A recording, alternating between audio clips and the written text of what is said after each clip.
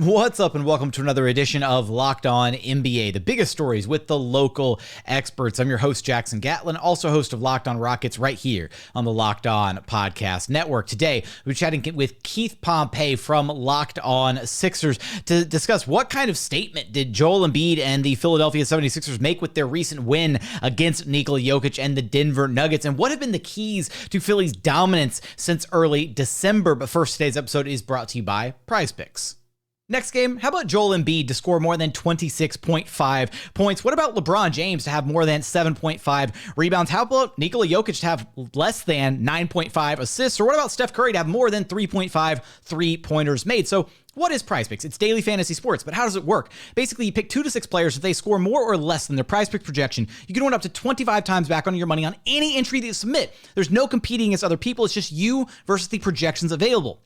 Best part, PrizePicks offers projections on any sport that you watch. That's NBA, NFL, MLB, NHL, PGA, you name it, they've got you covered over at PrizePicks. Entries can be made in 60 seconds or less, just 1 minute. It's that simple. They're safe, they offer incredibly fast withdrawals, currently operational in over 30 states and Canada. Download the PrizePicks app or go to prizepicks.com to sign up and play daily fantasy sports. First-time users can receive a 100% instant deposit match up to $100 with promo code LOCKEDON. If you deposit $100, PrizePicks will give you $100. If you deposit $50, PrizePicks will give you $50.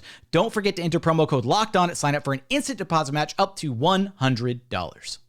Joining us now is the host of Locked On Sixers, Keith Pompey, who you can follow wherever you listen to your podcast and on YouTube. Just search Locked On Sixers. Now, Keith, 32-16, number 2 in the Eastern Conference. This Sixers team, they're 20-4. Look, they lost to Houston way back in like early December. And I don't know if they just lost to Houston. They were like, okay, we cannot, no more of this, right? We got to set the ship straight. They're 20-4 since that game, almost 2 months straight and only 4 losses. They've only lost twice in the new year. And this most recent win against the Denver Nuggets, Joel Embiid's stat line in this 126-119 win against Nikola Jokic and the Nuggets is just absurd. 47 points. 18 rebounds, 5 assists, 3 steals, and 2 blocks in 38 minutes of run.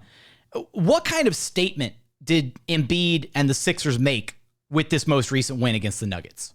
I mean, I think the statement that Embiid made is like, hey, y'all better start paying more attention to me. Like, I am the MVP, or I deserve to be the MVP. I mean, that was the biggest thing that I came away from that game.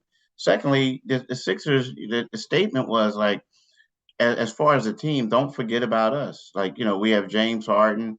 He's changed the way he's played, and we're dangerous. Like, you look at Boston, you look at Milwaukee, you think of Brooklyn, but you really, even though the Sixers were winning, people weren't having them as being in that top tier. You know what I mean? It was like, yeah, they're winning, but I think this game on national TV against Denver, the top team in the West, is basically putting people on notice.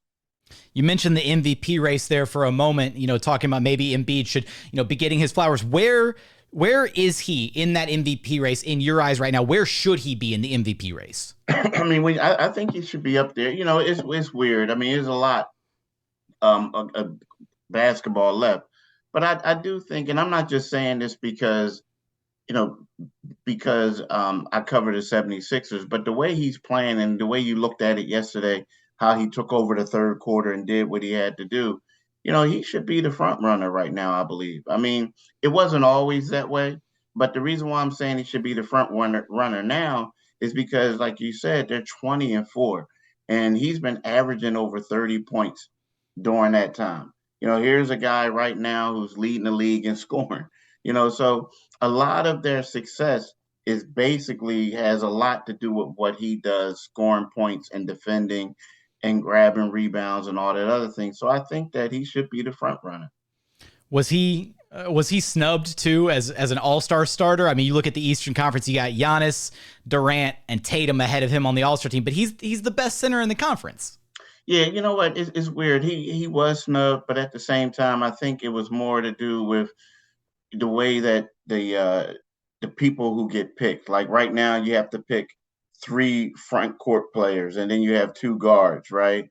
And you can argue that all 4 of those front court players deserve to start. I mean, you can make that argument. I mean, Jason Tatum is playing well. Giannis is Giannis. Kevin Durant is Kevin Durant.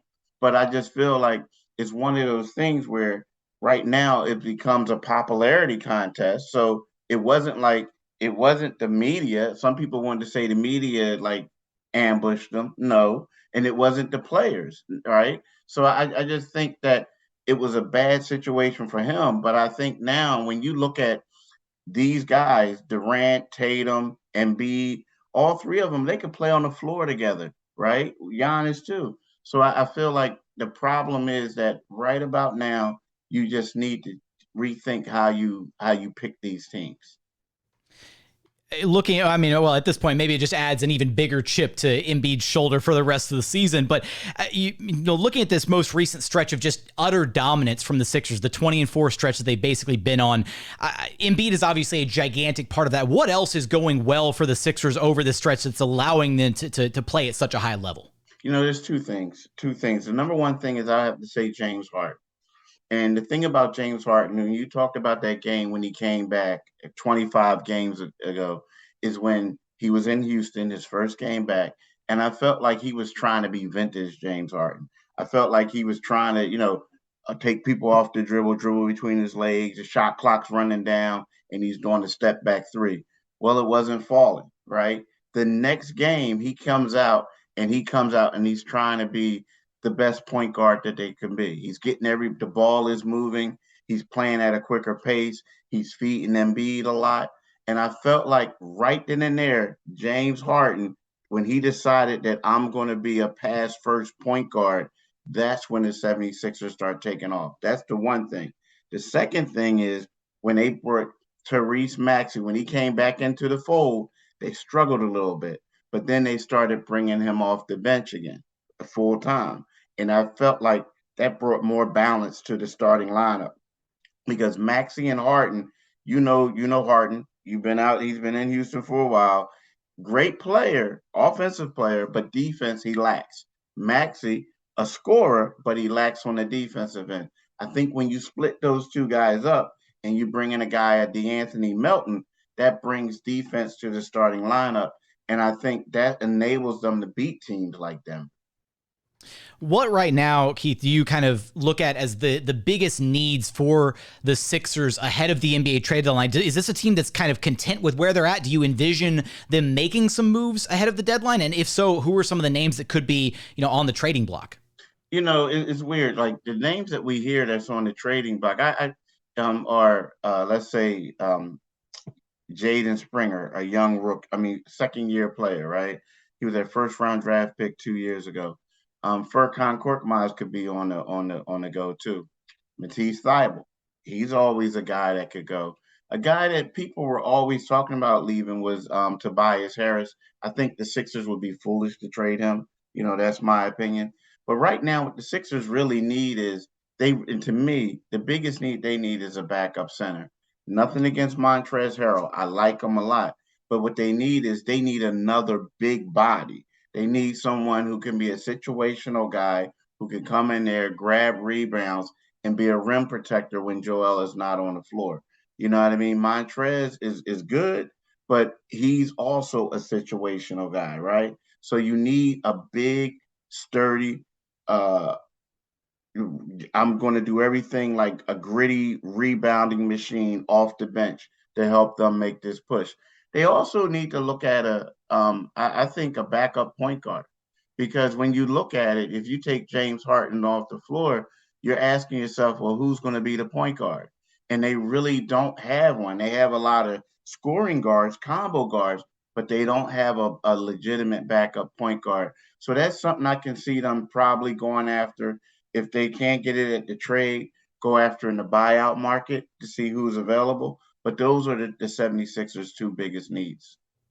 Can the Sixers continue playing at this elite level? What moves, if any, will they make ahead of the NBA trade deadline, or will they be players on the NBA buyout market? Of course, you'll have us covered for all of that and more over at Locked On Sixers. Keith, I appreciate you stopping by Locked On NBA with me. Thanks, man.